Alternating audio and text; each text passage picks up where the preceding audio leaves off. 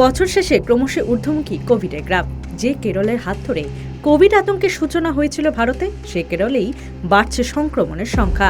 জানা গিয়েছে তিরুবনন্তপুরমে ৭৯ বছর বয়সী এক মহিলার দেহে মিলেছে করোনা ভাইরাসের নয়া প্রজাতি JN.1, যা নতুন করে চিন্তা বাড়াচ্ছে।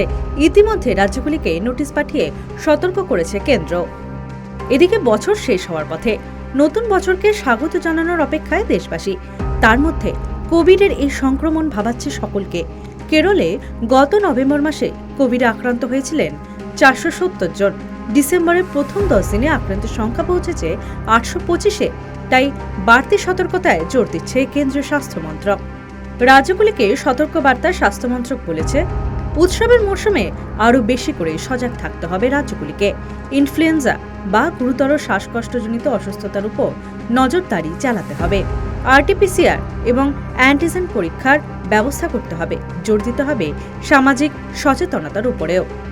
এদিকে হুয়ের এক আধিকারিক জানিয়েছেন, এই মুহূর্তে যত করোনা আক্রান্ত রোগী রয়েছেন তাদের ৬৮% দেহে রয়েছে XBB উপরূপ। বাকি রোগীর দেহে ঘুরছে JN.1। শুধু তাই নয়, শীতের মৌসুমে করোনা যে আরও শক্তিশালী হতে পারে সে আশঙ্কাও করা হচ্ছে। Bureau report, West Bengal live.